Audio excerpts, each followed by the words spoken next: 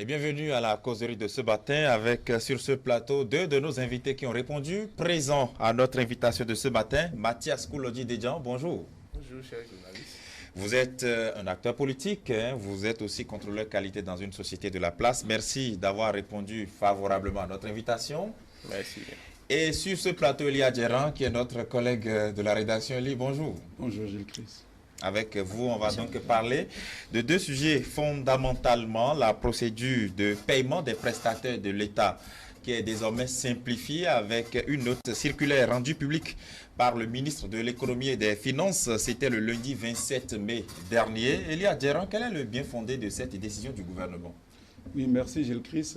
Vous n'êtes pas sans savoir qu'au fait que pendant longtemps, l'administration béninoise est entachée de plusieurs difficultés, notamment la lourdeur administrative. Et on a compris que toujours dans la bonne collaboration entre l'État et les prestataires, puisque l'État à lui seul ne pouvait pas tout fournir. Il devait donc faire recours à d'autres prestataires de services qui sont qualifiés, notamment les entreprises, des opérateurs économiques, des petites et moyennes entreprises qui offrent certains services donc à l'État. Mais il s'est fait que, toujours dans la mesure de pouvoir mettre ou assurer une certaine transparence dans la gestion donc, de cette collaboration, l'État a mis en place des dispositifs, comme des mécanismes comme pièces fondamentales qui devaient donc être mises à disposition. Mais il s'est fait que la liste de ces pièces est donc devenue très lourde, c'est-à-dire elle est très longue et puis les prestataires, avant donc de pouvoir gagner un marché, font recours à plusieurs pièces différentes. Du coup, cela impacte directement également sur la rentabilité parce que lorsqu'ils fournissent déjà leurs services à l'État pour rentrer en possession donc des sous, donc de leurs prestations, c'est souvent difficile parce qu'on dit telle pièce, il faut passer dans tel service, etc. Donc, à des moments donnés, certains prestataires font jusqu'à 2 ans avant donc de pouvoir toucher le fonds d'une seule année. Donc, du coup, ça crée donc de petites frustrations. Je crois que c'est dans cette dynamique de pouvoir rendre plus fluide la bonne collaboration et de permettre aux prestataires aussi de vivre aisément donc de leurs services que l'État, que le gouvernement, à travers le ministère de l'économie, a souhaité en réalité simplifier donc ce secteur-là. C'est vrai qu'aujourd'hui, il y a plusieurs mesures qui ont été prises dans cette simplification, mais l'autre chose aussi, c'est de chercher aussi à se rassurer un tant soit peu que désormais les personnes, c'est-à-dire les personnes malices, ne pourront pas passer de cette occasion-là de simplification de cette pièce pour procéder à d'autres magouilles. Parce que l'autre problème qui se présentait, c'est que le Béninois, par le passé, a été trop habitué au jeu c'est-à-dire au pot de vin. Où déjà, en réalité, avant de gagner un marché auprès de l'administration, il faut d'abord, dans tel service, quand tu ne donnes pas tel pot ou tu ne donnes pas telle enveloppe, c'est qu'en réalité, tu ne peux pas jouir. Donc, du coup, tout cela avait un impact sur le coût global, en réalité, de la prestation du service, avec leur retard dans leur paiement. Donc, je crois que c'est tout un ensemble qui vient donc d'être éclairé à travers donc, cette note circulaire prise par le ministre de l'économie et des finances. Monsieur Dedjan, comment vous appréciez cette décision, cette mesure prise par le ministre des Finances? Merci beaucoup. Je pense que c'est une décision salutaire parce que c'est toujours difficile d'avoir offert des services pour une structure et pour l'État et qu'on prend des années même avant de rentrer en possession des fonds. Je pense que c'est difficile et je crois qu'il y a eu un état des lieux qui a été fait par, en tout cas, le gouvernement, qui a révélé qu'il y a le temps qui est très long pour entrer en possession et les pièces à fournir également, la liste est tellement chargée. Donc, si aujourd'hui, on arrive à simplifier avec des mesures, bien sûr, pour, comme l'a dit mon ami tout à l'heure, de se rassurer qu'il n'y aura pas quand même des structures qui vont profiter de cette nouvelle mesure-là pour magouiller. Je pense que c'est une très belle décision et moi, je salue cela. D'accord. Alors, Elie, quand on regarde un peu les pièces qu'il faut fournir désormais, on parle d'extrait du régime de commerce, l'attestation d'identifiant fiscal unique, l'attestation fiscale, l'attestation de la Caisse nationale de sécurité sociale et l'attestation de non-faillite. C'était des pièces qui, on dirait, sont quand même assez nécessaires pour postuler, sinon pour prétendre à prendre un marché public. Oui, le contraire, moi, ne me surprendrait pas parce que vous n'êtes pas sans savoir que l'économie béninoise est purement fiscale. quelles que soient les mesures prises ou quelles que soient les réformes introduites, je crois que le gouvernement mettra toujours au cœur de ses activités le volet fisc. Et déjà, parler en réalité du registre de commerce, c'est pour montrer qu'en réalité, que vous êtes légalement en réalité installé, vous avez en réalité un numéro UFU et que vous fonctionnez, vous avez l'autorisation d'exercice et vous êtes identifié par le gouvernement avec qui vous pouvez donc collaborer. Revenir également donc sur la question, parce qu'il y a plusieurs mesures qui ont été prises. Lorsqu'on parle par exemple de la question de l'attestation du quitus fiscal, il faut quand même extraire la TVA, parce qu'aujourd'hui, si l'État doit pouvoir donner des moyens, doit pouvoir offrir l'occasion à des prestataires de collaborer avec eux, ils ne peuvent pas travailler dans le dos de l'État et qu'ils soient les seuls gagnants. Ça doit être en réalité un partenariat gagnant-gagnant des deux parties. Donc aujourd'hui, je crois que toutes ces mesures qui sont donc prises, ce n'est pas des mesures qui viennent remettre en cause l'ancienne disposition existante. Elles viennent juste améliorer un tant soit peu l'existant. Pourquoi? Parce qu'aujourd'hui, on a compris que avec la longue file, avec la longue liste, avec la longue liste qui existait, on a compris que plusieurs prestataires n'arrivaient pas à se mettre à jour pour pouvoir soumissionner au marché public. Maintenant, on a dit, pour permettre aux gens, en un temps record, de se mettre au pas et de pouvoir être à jour par rapport à les différentes listes, il vaut mieux leur rendre la tâche beaucoup plus facile. Cela n'amène pas à dire que les pièces fondamentales existantes, en réalité, dans la constitution du dossier, soient donc exonérées. Donc, je pense pour ma part que c'est un élan donc, de fluidité, de la bonne collaboration, mais néanmoins, les formes basiques en matière de constitution donc, du dossier demeurent. C'est à ça qu'on parle donc de l'attestation fiscale et également donc, de l'attestation de la caisse de sécurité sociale. On sait qu'en 2016, en venant au pouvoir, Patrice Talon, le candidat, révélait qu'il y avait une dette intérieure de 300 milliards de nos francs CFA. Ça, c'est bien sûr une dette que l'État a contractée vis-à-vis des prestataires de l'État. Donc, est-ce que cette mesure-là de simplification ne vient pas pour, au fur et à mesure, rembourser ou payer ces prestataires-là pour ne pas accumuler des dettes intérieures? Non, justement, comme vous le dites déjà, je crois que ça va améliorer même les choses sur cet aspect-là. Et mieux, comme l'a dit l'ami tout à l'heure, je pense que même dans la nouvelle décision du ministre, l'obligation est faite aux entreprises d'ailleurs de pouvoir mentionner dans leur dossier le régime fiscal de l'entreprise. Ce qui veut dire que aucune entreprise n'échappera au paiement de ses impôts en matière en fait des activités qu'elle a vis-à-vis ou du moins ce qu'elle a entreprise pour l'État. Donc je pense que le gouvernement est en train lentement mais sûrement davantage d'améliorer en fait le climat qu'il y avait entre les prestataires et le gouvernement, surtout du point de vue du paiement de ce qui leur des activités ou bien des services que ces entreprises ont eu à fournir à l'État. Et ces entreprises, vous savez bien que c'est des employés qui travaillent. Et comment une entreprise arrive à offrir un service à l'État et que c'est des années après, comment va-t-elle payer alors ses employés pendant tout ce temps? Je crois que c'est des mesures pour que davantage les gens puissent être dans des contrats avec l'État, mais sans pour autant avoir le souci de rentrer en possession de leurs fonds. Et effectivement, ça va permettre à ce qu'on n'aurait plus en fait des impayés comme on nous a fait le point en 2016 sur 300 et quelques milliards de francs CFA. Donc, ça va certainement booster les choses sur ce plan aussi. Elie Adjeran, ça va rassurer aussi les partenaires de l'État. Effectivement, parce que là, il y a aussi le problème du statut juridique des entreprises, même qu'il faudrait d'abord aussi illustrer. Dans quelle dynamique? Parce qu'aujourd'hui, tu dis que tu es enregistré sous le statut d'une SA. Et déjà, en réalité, il y a un capital nécessaire de fonctionnalité. Ça veut dire que c'est en fonction de ton, c'est-à-dire du ratio, de ton capital de démarrage, c'est-à-dire conformément à ton statut juridique, que tu peux soumissionner à tel marché public. Parce qu'il y a aussi la question de garantie qu'il faut aussi donc épurer. Parce que dans quelle dynamique où je suppose je gagne un marché de l'État et je cherche peut-être à offrir tel service, mais il se fait que je gagne un marché extrêmement supérieur à ma capacité initiale même de fourniture de services. Parce qu'on a compris que le système était en réalité englouti par des petits jeux de rapprochement, des questions parentales. Et si c'est que tu as ton cousin, c'est lui qui gagne le marché, sans pour autant être qualifié à offrir le type de service à l'État.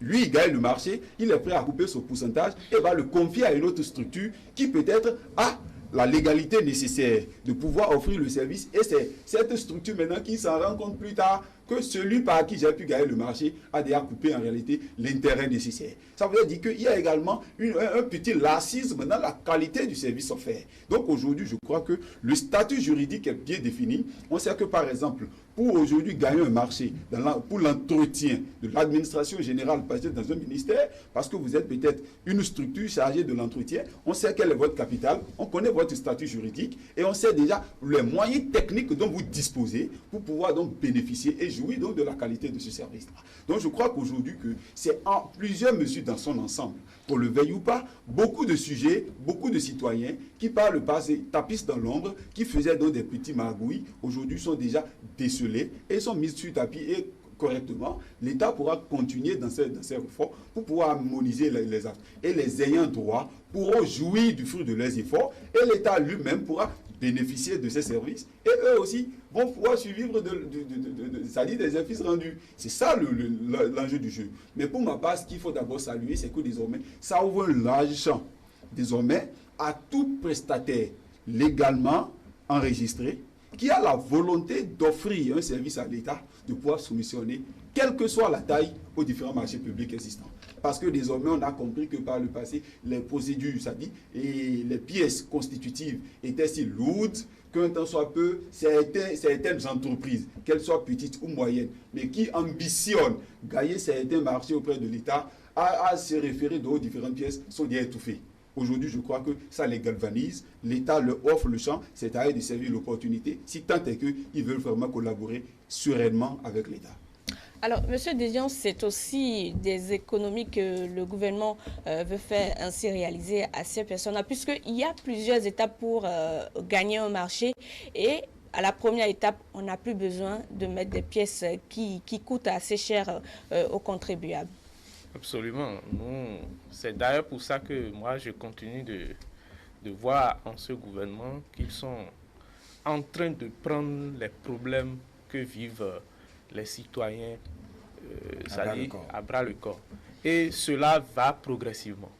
Je pense que dans toute la décision, il y a un endroit qui m'a beaucoup plus marqué. C'est là où on dit, lorsque vous passez par exemple l'étape de postuler pour un marché public et vous avez présenté les pièces qui sont demandées maintenant, c'est que lorsque vous arrivez à la dernière étape, qui est celle où vous rentrez en possession de vos fonds, il n'y a plus aucune pièce à présenter, par exemple, au comptable. Mais avant, qu'est-ce qu'on constate? C'est que vous aurez peut-être passé tout votre temps à vous chiner pour présenter la liste, c'est-à-dire ces pièces-là qui étaient corsées, la liste de ces pièces qui étaient corsées, mais lorsqu'il s'agit encore de rentrer en possession de vos fonds, c'est là où on vous fait traîner au point où vous êtes épuisé complètement et finalement vous ne rentrez même pas en possession de ce qui vous revient de droit et ce, sur plusieurs années. Ça c'est allé même à une décennie pour certains. Et on a eu des entreprises quand même qui ont dit, le travail que j'ai fait depuis telle année-là, on n'est pas rentré en possession. Donc je pense que il y a des économies qui désormais seront faites au niveau de ces entreprises-là par rapport surtout à la constitution des pièces. Et à terme, les gens seront encore contents parce que lorsque vous travaillez, qu'on vous paye, vous allez satisfaire aussi les besoins de vos employés. Et ce n'est que le peuple qui gagne en fait, ce que nous ne savons pas toujours. Donc en réalité, lorsqu'on se plaint que le gouvernement ne fait pas du social, ce n'est pas en distribuant de l'argent, mais c'est en simplifiant la tâche aux citoyens, que ce soit les prestataires, que ceux qui servent l'État d'une manière ou d'une autre. Vous savez, on nous a habitués à une forme de social dans notre pays. Et ça consiste à faire quoi? Ça consiste par exemple à distribuer par exemple de l'argent lorsque quelqu'un est en difficulté, vient vous voir, vous lui donnez peut-être de l'argent. Ou bien lorsque le gouvernement arrive à peut-être...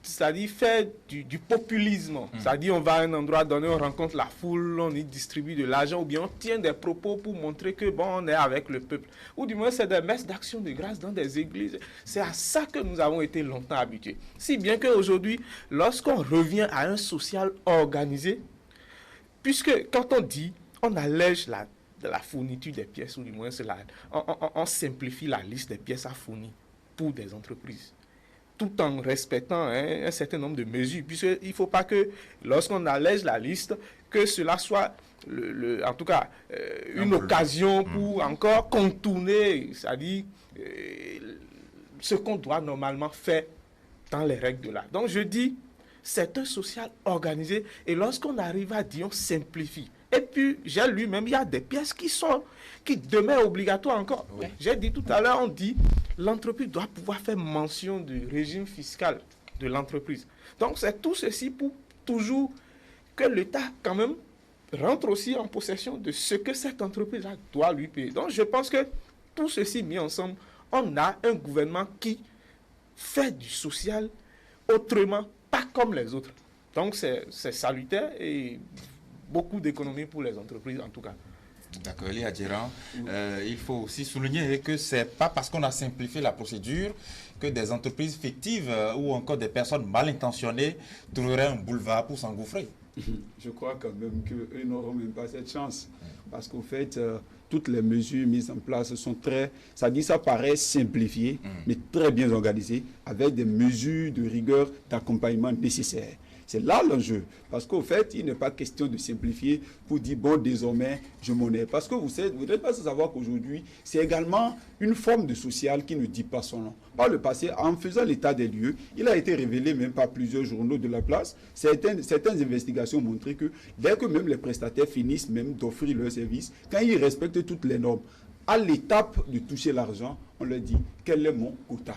C'était l'expression même adéquate. Quel est le quota? C'est en fonction de sa capacité à pouvoir laisser le quota qu'il pourrait même encore bénéficier en réalité de ce qu'il est. C'est triste et c'est déplorable. Alors que c'est lui-même qui a fait le travail. Alors que c'est lui-même qui a fait le travail. Et il a même offert déjà le service qu'il a même déjà donné à l'État et déjà fait depuis très longtemps. Il a déjà des difficultés. Et ils oublient même que ces entreprises vont englanger des prêts auprès des institutions, auprès des structures qui leur mettent également la pression. Ça voudrait dire sur toute la chaîne, comment voudrez-vous qu'en fait qu'une entreprise survive si déjà elle est assujettie à autant de difficultés. Donc je crois pour ma part que c'est déjà une nouvelle forme de social. Et déjà cette société, cette activité sociale dont nous parlons également, transparaît aisément parce qu'aujourd'hui ça vient pallier au problème donc, du chômage. On a toujours parlé de la question du sous-emploi au Bénin, etc. Mais aujourd'hui, je crois que ça va susciter plus l'engouement à des entreprises qui peut-être étaient dans l'informel, à se normaliser, à pouvoir soumissionner désormais à des marchés, bénéficier et offrir d'autres petits emplois à d'autres oukas. Et déjà, progressivement, l'environnement du travail va commencer par changer progressivement. C'est cela. On ne peut pas voir l'impact du coût dans l'analyse, on peut voir le jeu. On se dit qu'en réalité, le gouvernement a allégé la tâche aux prestataires et puis c'est fini. Mais c'est faux. Les petites entreprises ou les personnes mal intentionnées qui souhaiteraient ou qui voudraient un temps soit peu s'infiltrer dans le circuit pour faire des magouilles seront démantelées et punies.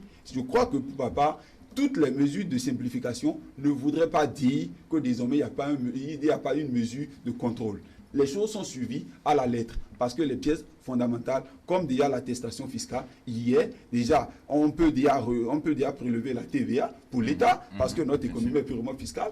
Le prestataire lui-même peut très tôt bénéficier donc de son... Et déjà depuis 2016, quand le gouvernement est venu, la plupart en réalité des arriérés ont été déjà payés aux prestataires. Et c'était déjà mais sans applaudissements. Ça n'a pas été médiatisé. Les gens n'ont pas crié sur tous les toits que le gouvernement de la rupture est venu payer. Il faut aussi oser le dire. Ce n'est pas tout qu'il faut dénoncer. Il faut apprécier ce qui est bon. Je crois que si tant est que cela est fait, ces jeunes entreprises qui étaient déjà, c'est-à-dire dont l'État devait, qui ont été payés, certainement vont retrouver, c'est-à-dire leur lettre de noblesse, ils vont encore souffler un peu et ça leur permettra d'améliorer. Aussi, quitte aux entreprises elles-mêmes de comprendre que si désormais ils sont payés, et si elles sont payées, pardon, il faudrait qu'elles améliorent la qualité technique. Parce qu'au fait, une prestation, c'est plusieurs paramètres. Au-delà qu'on soit qualifié juridiquement, en fonction donc du statut, à pouvoir bénéficier du marché, il y a aussi l'équipement nécessaire qui accompagne. Parce qu'on ne peut pas donner un marché à une entreprise parce qu'elle est légalement et qu'elle aille le confier et qu'elle aille la confier peut-être à une autre qui n'est peut-être pas qualifiée, etc. Donc, c'est plusieurs paramètres dans son ensemble. Je crois pour ma part que beaucoup d'actions sont en train d'être menées et on pourra donc espérer que d'ici peu, le gouvernement participe également dans son élan de PPP, du partenariat public-privé, tant souhaité. C'est ça, c'est là même l'action. Cela se matérialise aisément et on commence par obtenir les fruits. On espère davantage que cela s'améliore pour des actions beaucoup plus grandes à l'intérêt de tous. Monsieur Dedian, une volonté de simplification des pièces pour postuler, pour soumissionner à un marché public, mais aussi qui révèle une volonté du gouvernement de lutter contre la corruption.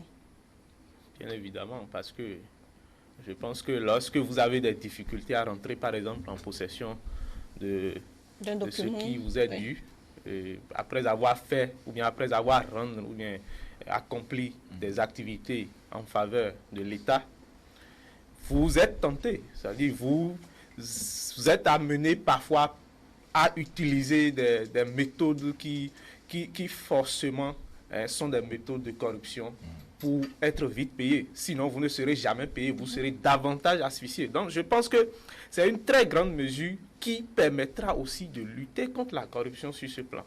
Maintenant, l'autre chose aussi, c'est quand vous travaillez qu'à la fin du mois, vous n'êtes pas payé. Mais c'est un souci complet que vous avez. C'est démoralisant. Donc, démoralisant. Et donc, désormais, les entreprises seront davantage soulagées. Et mieux, ça va augmenter la liste de nouvelles entreprises qui désirent, par exemple, se formaliser. Parce que désormais, lorsque vous savez que pour postuler, par exemple, pour soumissionner à un appel d'offres, la liste des pièces est relativement simplifiée et que vous jugez nécessaire désormais vos capacités à pouvoir postuler, vous allez vous formaliser. Or, avant, ce n'est pas ça. Il y a beaucoup d'entreprises qui peuvent faire certaines activités, mais du fait du coût, d'ailleurs, que ça leur présente déjà pour postuler à ces appels d'offres, ces entreprises décident de rester dans l'informel et peut-être de faire des activités qui ne sont pas toujours, en tout cas, celles-là qui leur apportent assez d'argent pour pouvoir prospérer. Donc, je pense que vous avez déjà, le gouvernement veut davantage lutter aussi contre la corruption avec ces genres de mesures. En réalité, c'est une procédure qui vient soulager les deux parties, c'est-à-dire le gouvernement, mais également les prestataires. Bien évidemment, ça soulage tout le monde. Ça soulage, moi je dis tout simplement, ça soulage le peuple.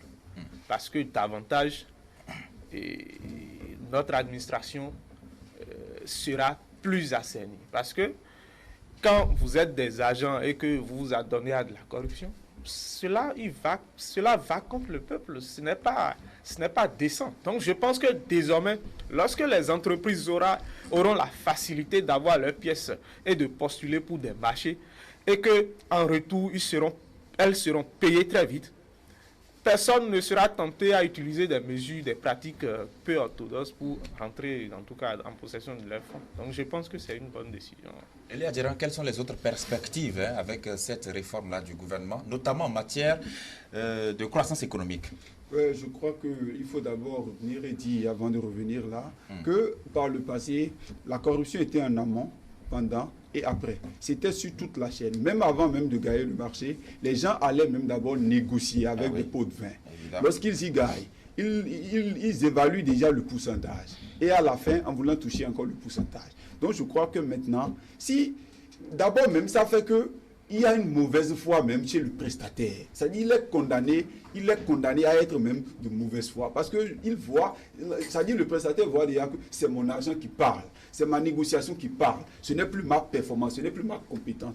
Ça là, c'est fini l'anarchie. On a fini avec ça. Et je crois que désormais, c'est bon. L'autre chose aussi qu'on voudrait peut-être inviter le gouvernement à faire, c'est de baisser également le coût en matière de soumission des appels d'offres. Parce qu'au fait, si aussi le coût est trop élevé en matière de garantie, ça va aussi écraser d'autres petites entreprises. Mais pas parce qu'elles sont aussi petites qu'elles sont moins performantes. Il y a d'autres petites entreprises performantes qui ont la capacité de pouvoir, c'est-à-dire, soumissionner. Mais juste compte tenu donc du coût en matière de conditions, etc. Ça les amène à un moment donné à s'étouffer et peinent encore à se relever. Si l'économie veut véritablement s'éclore et le gouvernement veut faciliter, veut créer un bon climat des affaires aux différents prestataires, je crois que cette mesure-là aussi doit toucher le volet rapport coût. Pour qu'on dise que désormais, lorsque vous avez moins de pièces à fournir, le coût de la soumission également diminue et désormais, toute entreprise qui est de telle catégorie en matière de statut juridique, qui bénéficie de tel capital et de démarrage, désormais peut déjà soumissionner. Quand c'est le cas, vous allez voir que la concurrence serait vraiment plus vitale. Et désormais, seules les meilleures entreprises qui déjà renferment les vraies conditions pourront se tirer d'affaire. Lorsque, par exemple, vous vous rendez compte que vous avez peut-être 1000 entreprises à soumissionner pour un même marché public, et déjà vous n'êtes que peut-être 2 à être retenus, vous êtes élu Miss. Déjà, vous lancez un défi pour dire, pour pouvoir renouveler ma confiance avec l'État, il me faut bien faire. Donc, cette intention va commencer par naître chez les prestataires et vous verrez que la qualité dans la prestation aussi suivra. Du coup, cela s'impactera directement sur déjà l'effet, c'est-à-dire l'effet induit au plan économique va se faire ressentir et aisément, peu à peu, on va commencer par constater les fruits. Donc, je crois qu'en matière de perspective, l'État doit pouvoir renforcer, c'est-à-dire son tissu économique en offrant plus, c'est-à-dire en allégeant davantage le climat des affaires et permettre aux petites entreprises qui nourrissent toujours cette ambition de pouvoir soumissionner, de pouvoir en réalité et aussi s'essayer en la matière. Et peu à peu, je crois que les petits emplois, etc. vont commencer donc à être, c'est-à-dire vont commencer par se résoudre. D'accord. Mathias, les perspectives avec cette réforme? Bon, moi, je pense qu'en termes de perspectives, il va falloir que le gouvernement davantage met un accent surtout sur, disons, la qualité des prestations. Parce que ce n'est pas toujours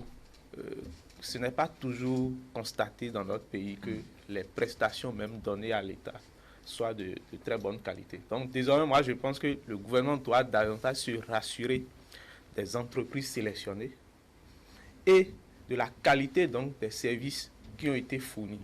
Et par la suite, si ces entreprises rentrent en possession de leurs fonds, ils pourront véritablement en jouir.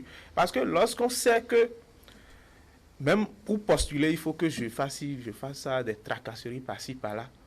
Et mieux, lorsque je gagne le marché et que j'accomplis le travail, c'est encore plus difficile pour moi de rentrer en possession des fonds. On peut se dire, bon, déjà que j'ai gagné le marché, je vais donner ce que je peux sans pour autant faire un travail de qualité.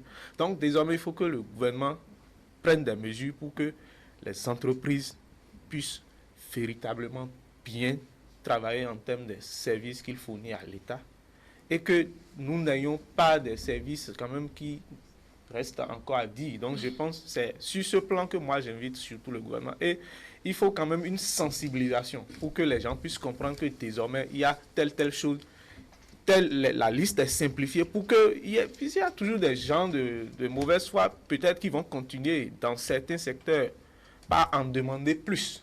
Alors qu'aujourd'hui, on ne veut plus que les gens soient soumis à cette tracasserie-là. D'accord. Monsieur Desjardins, merci. Nous allons aborder tout de suite le deuxième thème de cette émission, la réglementation ou la gestion du parc des véhicules et autres équipements motorisés. Cette décision du Conseil des ministres de la semaine écoulée. Alors aujourd'hui, le gouvernement dit qu'il y a nécessité de revoir cette réglementation. Elie Adiran, est-ce que c'était nécessaire, selon vous aussi? Après 20 ans, c'est normal. Si déjà nous faisons l'état des lieux, suivez mon regard. Pas de week-end, pas de jour férié. Rentrez dans la ville de Cotonou, allez au nord, vous comprendrez. Vous demandez. Ça dit tout le monde nourrissait l'ambition de devenir cadre de l'administration. Par son estime. Des gens dans ce pays ont fait près de 30 ans de service. Ils ont pu s'acheter de véhicules sans toucher le... C'est-à-dire leur vieillesse à 30 ans, vous le voyez, le véhicule est encore à l'état neuf. Vous leur demandez si c'est un véhicule de retraite ou bien c'est un véhicule acheté en fonction. Simplement parce qu'ils jouissent des biens de l'État. Alors que l'État, c'est vous, c'est moi, c'est tout le monde. C'est l'argent du contribuable. Lorsqu'on parle d'équipement, lorsqu'on met au service de l'administration, en réalité d'un cas du ministère, un bien public, tout comme tu respectes ton bien, c'est le même respect que tu dois donner au bien public. Je crois qu'il faudrait une question d'éducation sociale à la citoyenneté. Sinon, il y a un déséquilibre dans notre société. Parce que, figurez-vous, ou déjà dans un week-end, tout le monde, c'est-à-dire on est dans l'administration, on sort du service à des heures induites, on est là, et même on conduit le véhicule de l'État comme pas possible. Alors que si vous trouvez un trou avec les dos d'âne, vous, avec le vôtre, c'est-à-dire vous allez doucement, parce que vous savez que quand ça va gâter, et ça va se gâter, c'est vous-même qui allez. Ça voudrait dire que ce n'est pas bon. C'est un véritable problème. Moi, je crois que depuis mercredi dernier, où j'ai relu, et ça dit cette décision du Conseil des ministres, j'ai compris que nous avons un gouvernement qui, loin de se dire qu'il est au sommet de l'État, est avec les citoyens, qui comprend au quotidien les vraies difficultés et les imperfections pour les améliorer. Même revenons aussi sur les motos.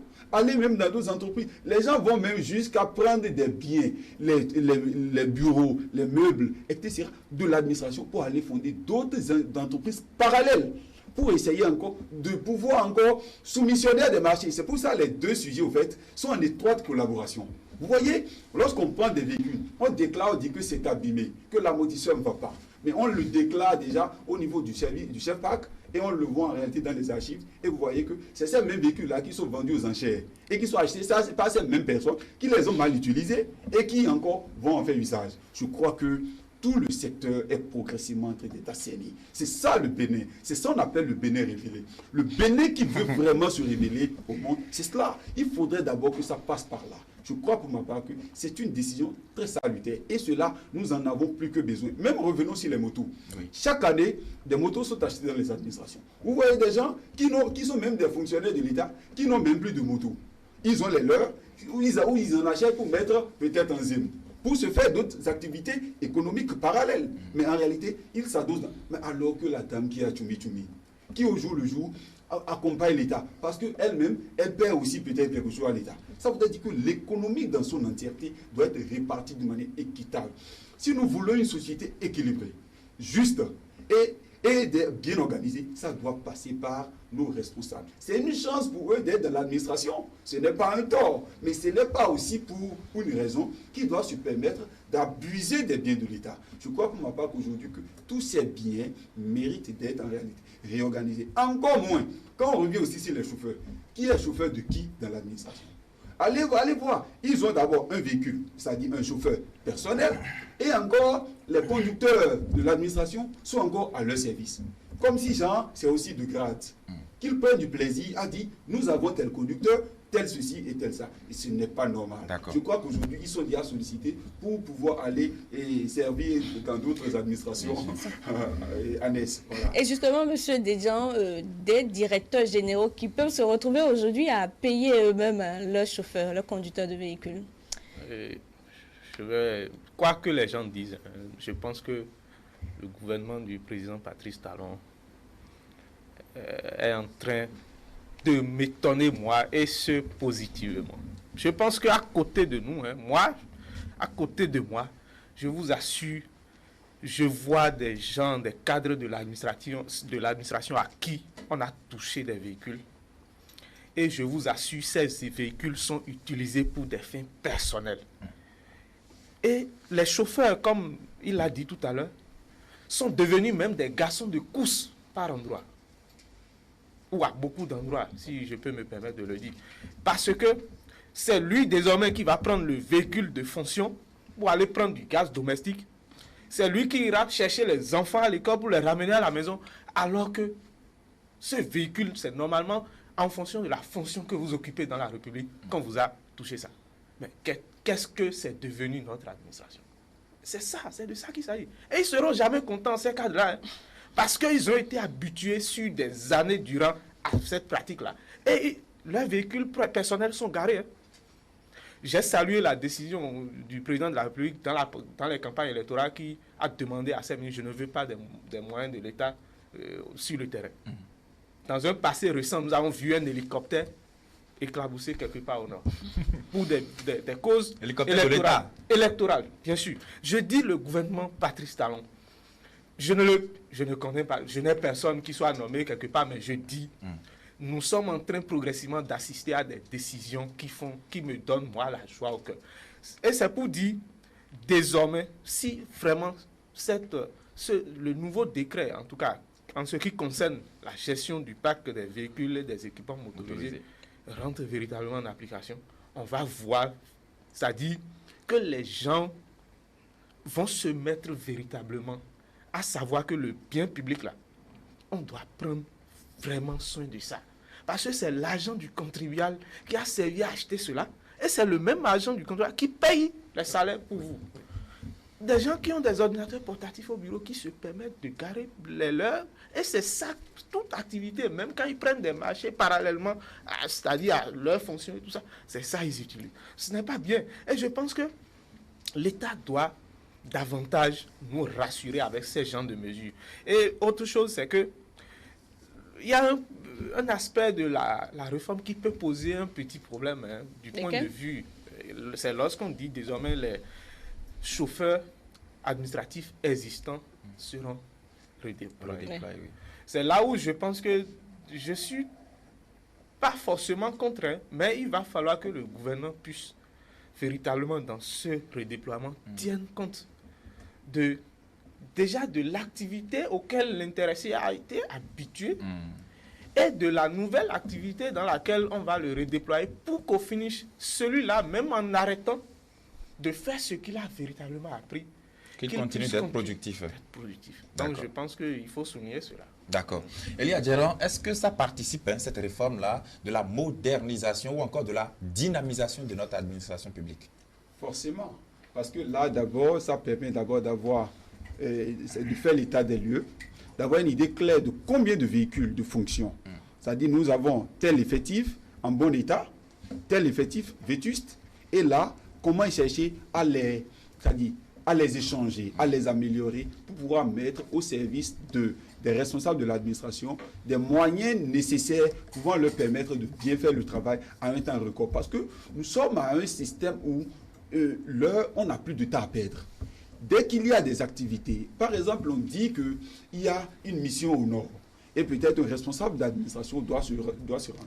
Simplement, il y a dans certaines administrations, vous voyez que véritablement, les moyens sont vraiment vétustes, ne répondent plus aux normes.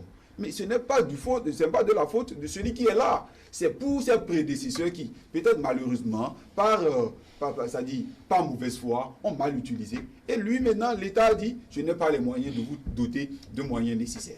Ça fait qu'il y a une lourdeur dans la fluidité, c'est-à-dire dans les prestations de services. Les gens ne sont plus dynamiques. Et déjà, une mission peut-être de 3 jours, peut-être tu es obligé de quitter ici, à la veille, on est obligé de le mettre. Et comme ça, là, ça retarde en matière d'efficacité. On n'a pas l'efficience nécessaire tant espérée. Avec tout ce qui est en train de se faire, aucun aspect n'est en réalité mis de côté. C'est-à-dire tous les aspects sont liés. On prend un dans l'autre et automatiquement, d'une manière diachronique, on essaie de les aborder évolutivement parlant. Du coup, on peut déjà commencer par espérer que progressivement, l'administration soit en train d'être assainie et améliorée en matière d'efficacité pour les prestations du service. Je crois aussi que cette mesure-là vient aussi décourager d'abord les personnes qui sont là, les profiteurs. Ceux qui veulent... Des gens sont dans l'administration pendant 10 ans, 15 ans, sans statut, mais simplement parce qu'ils ont un oncle qui est peut-être là, qui est peut-être une personne. Il est devenu une roche imbougeable dans l'administration et c'est cette personne-là qui fait bouger tous les aspects. C'est-à-dire qu'il est devenu en réalité le centre, l'élément central de l'administration. Et c'est lui qui place les gens. C'est lui qui place les gens. Et il est là sans statut. Et ce sont eux qui gouvernent l'administration. Du coup, quand tu viens, tu es jeune, on te rappelle, est-ce que tu es parti derrière la source? Comme si, genre, il y a un placenta de l'administration. C'est absurde. Donc, je crois qu'aujourd'hui, que le gouvernement a trouvé juste. Le gouvernement est dans une dynamique de pouvoir permettre à tout le monde d'avoir un accès équitable au service de l'administration et que le peu qui est mis au service de l'administration soit géré d'une manière équitable et juste au service donc de l'administration et au service donc du peuple pour lequel ils sont là. Parce qu'on ne peut pas les mettre là pour des fins et qu'on les met. On dit un homme, une mission, des moyens. Ils se plaignent qu'ils n'ont pas de moyens. L'État s'échine avec l'argent du contribuable pour essayer de leur donner, à des moments donnés, pendant combien de temps nous, on finira par avoir la route. Si on dit que le développement de la route passe par la route du développement, et le gouvernement s'échine à ne pas faire des routes, à ne pas améliorer la qualité de l'éducation, à y mettre à chaque fois l'argent pour améliorer la condition de vie et de travail des gens dans l'administration, et que ces mêmes bénéficiaires qui jouissent de ça, parce que c'est un déséquilibre, c'est une forme d'inégalité, parce qu'on a laissé d'autres en leur faveur, mais ce qu'on leur fait, ils sont ingrats. Ils ne sont pas reconnaissants. Quand c'est comme ça, là, c'est dangereux. Il faudrait désormais qu'on siffle le glas, qu'on siffle la fin de la récréation et que résolument, ceux qui sont là se disent désormais, pour que désormais même on puisse jouir de ça, que ça soit même sur des évaluations. Qu'on dise même que le gouvernement n'en est là, pour que avant que tu ne gagnes un véhicule de fonction, qu'on évalue déjà quel est déjà ton rendement. Ton rendement de façon mensuelle, ton rendement de façon trimestrielle, de façon semestrielle et même annuelle. Là, désormais, on sait que ce n'est pas mérite. Quand vous voyez quelqu'un gagner quelque chose par mérite, sans même lui poser de questions, cela se transparaît. Ça se vit, ça se constate. Et aisément, vous savez que celui-là, il a un poste mérité. Et déjà, ce qu'on lui donne, il est là. C'est ça. Des gens qui spontanément vont finir par comprendre que quand je sors à 18h du service, je descends directement, j'appelle le chef pour déposer la clé. Ça là, c'est que j'ai fini avec ce qui est État. Et désormais, si j'ai une entreprise parallèle, c'est mon véhicule. Figurez-vous, quand ces habitudes vont commencer par s'intégrer dans le psychique de nos administrés, vous comprendrez aisément que les petits problèmes auxquels on est assujetti vont disparaître. Et déjà, à la base aussi, les gens vont le comprendre. Parce que l'enfant qui est à l'école, qui voit par exemple le conducteur de l'État, de son papa, qui est peut-être un des RFM ou je ne sais quoi, qui vient le déposer le matin, et est obligé d'attendre jusqu'à 10h, prendre l'enfant, l'amener restaurer, revenir après 10h30, attendre à midi, déposer l'enfant. Mais cet enfant-là, dès qu'il va grandir, il donne même un manquement vis-à-vis du conducteur. Parce qu'il est un peu comme un boy. C'est comme si c'est pour ça qu'il est payé. Alors que c'est l'argent du contribuable qui le nourrit. Mais comment figurez-vous que cela puisse continuer? Il faut siffler la récréation. Je crois que la fin de la récréation. Oui, la fin de la récréation. Et qu'aujourd'hui, le gouvernement fonce loin, loin et très loin. D'accord. Mathias Koulodi-Dedjan, on parle de la modernisation de cette administration-là. Et toujours dans ce même domaine, le gouvernement, à son arrivée, avait aussi commencé à adopter le leasing en mettant la censure les véhicules loués. Lorsqu'on finit de mettre autant de moyens, il faudrait que ce soit bien géré. Est-ce que ce n'est pas une suite avec les anciennes réformes? Mais c'est une suite logique. Et j'ai constaté quelque chose, vous allez me permettre, depuis 2016, à dire quand une décision vient, il y a toujours une autre qui accompagne et qui est en liaison avec la précédente. Je pense que vous avez fait sortir le leasing. C'est vrai, il y a eu beaucoup de polémiques autour du leasing. Je ne voudrais pas rentrer dans les détails parce que je n'en sais vraiment pas de quoi, en fait, cela retourne. De quoi cela retourne. Mais je pense que on peut aisément constater que c'est en lien avec toutes ces réformes précédentes. Et ce qui est important aussi, c'est qu'il faut constater qu'il n'y a pas que les véhicules, il y a les motos, comme il l'a souligné, et autres équipements motorisés même de l'État. Et je pense que lorsque ces moyens-là sont surutilisés, ça agit sur leur durée de vie qui désormais est réduite. Et c'est un coût supplémentaire qui est créé à l'État. Donc, toutes ces mesures aussi, c'est pourquoi pas, comment l'appelle-t-on, faire des économies pour l'État. Les gens ne perçoivent pas forcément. Mais c'est de ça qu'il s'agit. Et je pense que le gouvernement doit aller plus loin que ça. Pour que lorsqu'on va véritablement mettre en exécution cette décision, lorsque il y a des gens qui continueront à s'adonner à ces mauvaises pratiques, que des sanctions puissent tomber, véritablement. Et moi, peut-être, l'ami a dit tout à l'heure qu'il faut désormais peut-être aller à une évaluation avant d'attribuer des véhicules. Peut-être dans des secteurs, c'est possible, mais c'est même pour la fonction que vous occupez, c'est parce qu'on a jugé que vous avez besoin certainement d'un moyen de déplacement qu'on vous a accordé cela.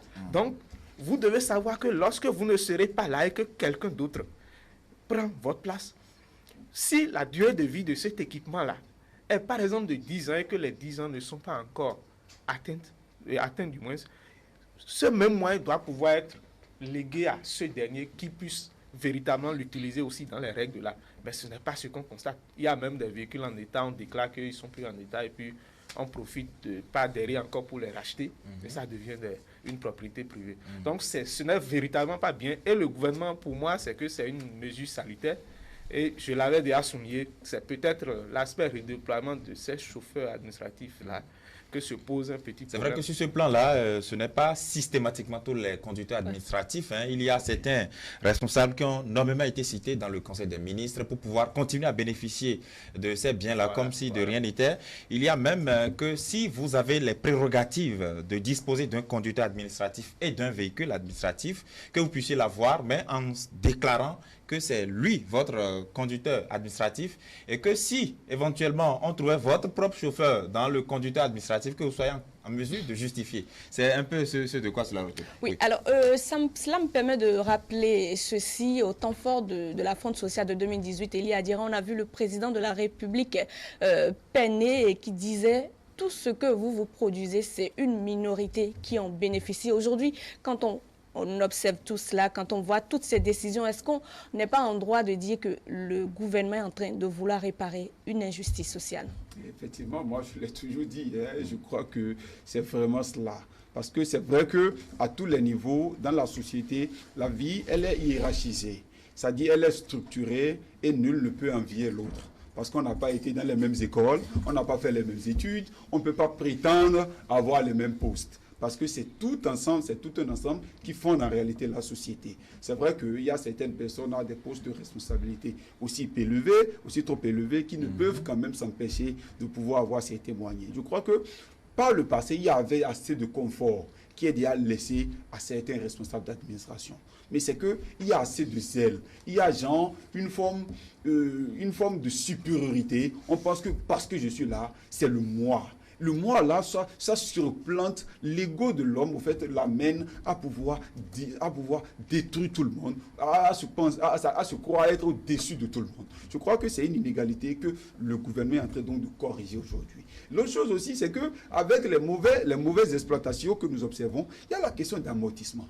La question d'amortissement, je suppose qu'aujourd'hui, à une date T, le gouvernement dit « je veux renouveler toute l'administration avec de nouveaux équipements ».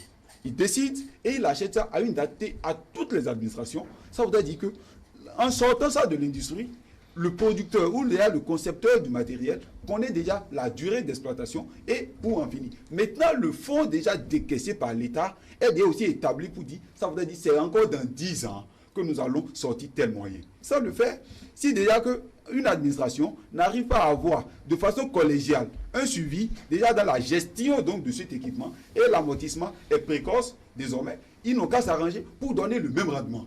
Si déjà le gouvernement peut essayer de caricaturer et réorganiser ça comme ça, vous allez voir, désormais je suppose que j'ai un véhicule de 10 années, ça veut dire que nous tous dans le zone, je suis le chef d'équipe, c'est moi qui conduis, mais le rendement c'est pour nous tous. Nous sommes appelés à fournir peut-être 100 milliards en 10 ans. Avec le même équipement. Donc, c'est vous, c'est moi, c'est nous tous ensemble. Mais je suis le chef d'équipe. Donc, vous êtes censé aussi me contrôler. Si ça ne va pas, vous êtes appelé à dénoncer. Si déjà tout ça là est fait, et je sais que désormais, derrière moi, en étant même chef, j'ai des gens qui me suivent et j'ai une obligation de résultat. Désormais, sereinement, je suis obligé donc de le bien gérer. Je crois que peu à peu, on y arrivera et le gouvernement travaille pour et il faut toujours accompagner cette mesure-là. C'est ça, en fait, de quoi il s'agit. Aujourd'hui, il n'est plus question de dire on est super puissant, on est à tel poste. Non, le bien de l'État, ça m'appartient. Non, désormais, c'est pour nous. C'est déjà la conception du vivre ensemble.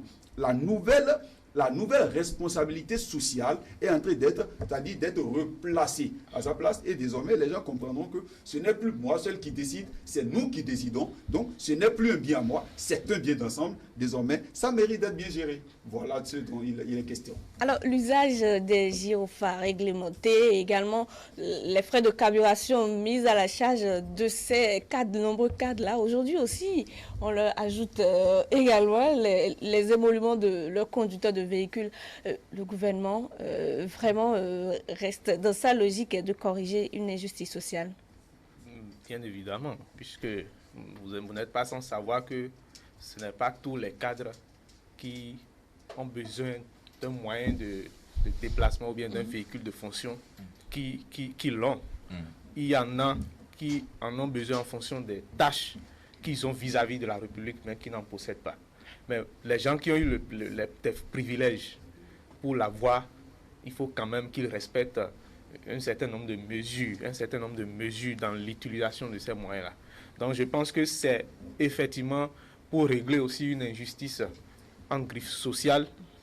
Mais l'autre chose, ce que vous soulignez tout à l'heure, c'est les émoluments peut-être de ces conducteurs qui sont désormais ajoutés. Je pense que dans n'importe quel pays au monde, ou même dans n'importe quelle circonstance, en tout cas celle dans laquelle nous sommes actuellement, si entre-temps, désormais, l'intéressé doit pouvoir payer lui-même son propre chauffeur, c'est parce que quelque part, il est censé lui-même savoir conduire le moyen de déplacement pour lequel il a été, qu'on lui a attribué. Et on voit beaucoup de projets de la place où même les coordonnateurs, on leur demande de présenter un permis de conduire parce qu'on sait que le véhicule à eux touché, c'est à eux-mêmes de l'utiliser. Donc je pense que si vous ne pouvez pas conduire vous-même et que vous prenez d'abord, ils savent tous conduire, mais pourtant ils ont des chauffeurs à la maison. Hein. Ils savent tous conduire, ils ont des chauffeurs à la maison. Donc ce n'est qu'une...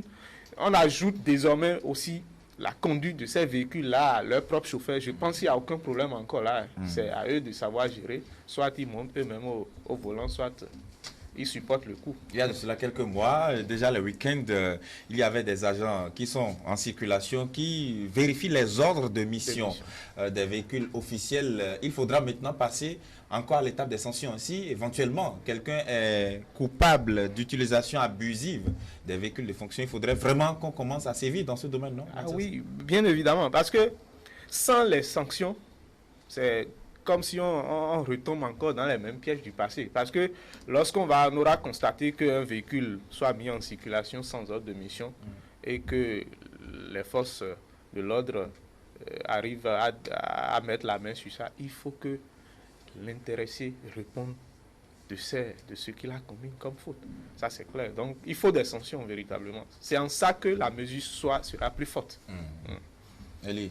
Oui, vous savez, effectivement, il faut oser le dire, hein, parce que les gens veulent, parce qu'ils sont à un poste, ils veulent montrer que, bon, presque, c'est moi, quoi. C'est le Nyewé. Ce n'est pas correct. Non, c'est vrai, il faut le rappeler. Parce que même, tout est... Vous ne faites pas allusion à quelqu'un, hein, non, avec ce mot-là. Non, bon, en fait, oui. c'est pour exprimer une pensée. Parenthèse fermée. Très bien. Et vous savez, même aujourd'hui, le gouvernement, par le passé, on a aussi vu comment les gens se donnaient aisément des cas du corps. On a voulu... Ça dit, quand on les nomme à un poste de responsabilité, tout ce qui leur est lié, ils veulent montrer leur passage. Alors qu'en réalité, ce n'est pas pour ça. On dit, vous êtes nommé pour une mission. Une mission, ça voudrait... C'est vrai, il faut certains conforts. Hein. On dit, on réfléchit mieux dans un palais que dans une chaumière. Oui. Certes, mais néanmoins, ce n'est pas pour cette raison qu'en étant dans cette posture de responsabilité, vous allez tout vous permettre. Je crois qu'on veut les contraindre désormais à voir que désormais, ils sont aussi appelés à avoir certaines qualités, à savoir bien gérer. Parce que si on leur rappelle qu'ils sont appelés à pouvoir conduire eux-mêmes, ou peut-être on leur laisse la charge de certains conducteurs, si vraiment ils ne sont pas satisfaits de leur bien, eux-mêmes seront appelés à commencer par dégraisser progressivement. Là où ils doivent aller, ce n'est pas une nécessité désormais. Il n'y a plus de surcharge, il n'y a plus d'augmentation, il n'y a plus de postes inutiles. On ne va pas dire que parce que j'ai mon cousin qui est en train de dormir, qu'il vienne faire ceci et on le met dans le système. Mettre dans le système, ce n'est pas ça. Parce qu'il faut une conscience professionnelle. Dès que vous êtes chauffeur, vous êtes conducteur de véhicule administratif, c'est qu'au minimum, vous avez certaines catégories, vous avez passé un test, vous avez respecté certaines orthodoxies, on sent que vous êtes légalement là. Quand vous passez un test et vous êtes recruté vous comprenez qu'en fait, que c'est pour une mission de longue durée. Vous avez traversé l'océan avant de vous retrouver de l'autre côté. Comme ça, là, il y a un respect. Mais quand vous êtes à la maison, vous dormez, on vous appelle, on dit, viens, subrepticement, vous devenez conducteur. Vous comprenez? Ça dit, il y a de ces emplois occasionnels qui aussi transparaissent dans le comportement du sujet. Moi, en fait, ça ne me surprend pas. Ça vous dit, même en conduite, c'est-à-dire dans la circulation, quand vous voyez quelqu'un se comporter, même sans pour autant vérifier, vous pouvez mettre certaines hypothèses pour voir si celui-là, ce comportement est conforme à une certaine légalité. On peut déjà avoir certaines prémices, quoi, ou d'appréciation. Vous voyez un peu. Donc, je crois que c'est là on en arrive. Et ce que je dis, au-delà de ces mesures-là palliatives qu'on est en train de voir, il faudrait qu'on aille encore loin dans la censure.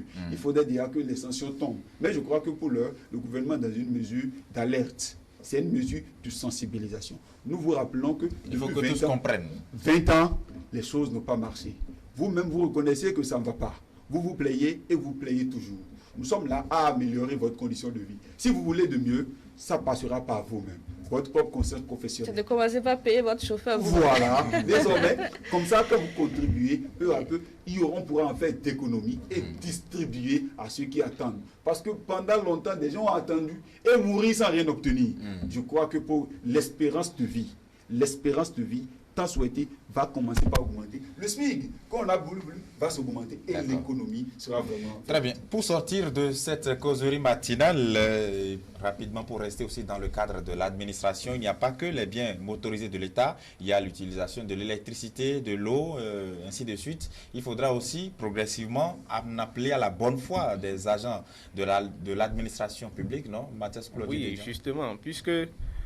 J'ai compris la logique du gouvernement, c'est pouvoir faire économie surtout. Et c'est salutaire. Et donc, il faudra aussi penser à l'utilisation du courant électrique, de l'eau et tout ça. Pour les gens en laissant le climatiseur parfois au bureau allumé. Tout ça. Alors que chez lui, à la maison, il n'y a même pas climatiseur. Peut-être même qu'il a ventilateur. Donc, il faudrait... Moi, je le dis parce que moi qui suis ici, je ne mets jamais... J'ai un ventilateur que je ne mets jamais parce que je veux économiser sur ma consommation du courant électrique. Frigo, je n'en ai... Donc, il faut que désormais, ce qu'on arrive à faire pour soi-même, qu'on puisse savoir que pour l'État, il faut le faire parce que nous voulons que notre pays puisse se développer. Et pour que notre pays se développe, nous n'avons pas du pétrole. On ne peut que faire économie sur tout ce que nous faisons. Et c'est comme ça que nous allons étonner peut-être le monde, nous allons révéler notre pays comme nous l'a promis le gouvernement en place. D'accord. Alors, très rapidement aussi, Elie, sur la même question. Je crois que c'est également la même décision. Aujourd'hui, vous allez dans l'administration, vous ne verrez plus des télés allumées aux heures de travail. Les gens aujourd'hui ont commencé par comprendre et il est indispensable. Il urge. Si véritablement nous voulons étonner le monde, on peut partir. Je crois même dans les années, lorsqu'on demandait aux différents pays, voulez-vous accéder aux indépendances? Je crois que c'est le gouvernement de Sékou Touré qui a dit non, nous ne voulons pas l'indépendance octroyée. C'est vrai que la rupture, il faut rompre avec les anciennes habitudes. Il faut rompre avec, ça dit l'inconscience professionnelle doit pouvoir disparaître. Qu'on se dise que l'administration, c'est ma seconde maison quand je quitte chez moi. Et quand je suis dans ma maison, il y a au moins l'assainissement, il y a au moins le respect du bien. Je ne peux pas casser ma télé, je ne peux pas décharger, je ne peux pas laisser mon courant allumé, je ne peux pas en réalité... Déjà, même à des moments donnés, on a vu dans ce pays où les gens faisaient des commerces. Ils allaient mettre des frigos de l'administration, où ils mettent des glaces, des yaourts, et leurs épouses... Et ils vendent.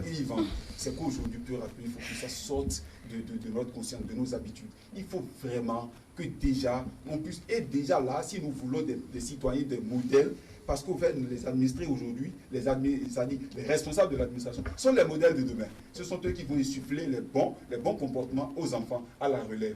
Et si nous voulons être des modèles, ça ne passera pas à nos habitudes. Et c'est ça la chose. Je crois qu'aujourd'hui, on les invite eux-mêmes à prendre conscience. On n'a pas besoin d'aller à chaque fois à la censure, qu'ils saisissent de l'occasion de cette sensibilisation, qu'ils se remettent en cause et tout ira mieux pour la société. Merci à vous, Elie Adjeran, journaliste à la rédaction de E-Télé. Mathias Koulodji-Dedjan, vous êtes contrôleur qualité dans une société de la place. Vous êtes aussi acteur politique. Merci d'avoir répondu à notre appel. Avec espoir que je vous retrouve très prochainement sur ce même plateau.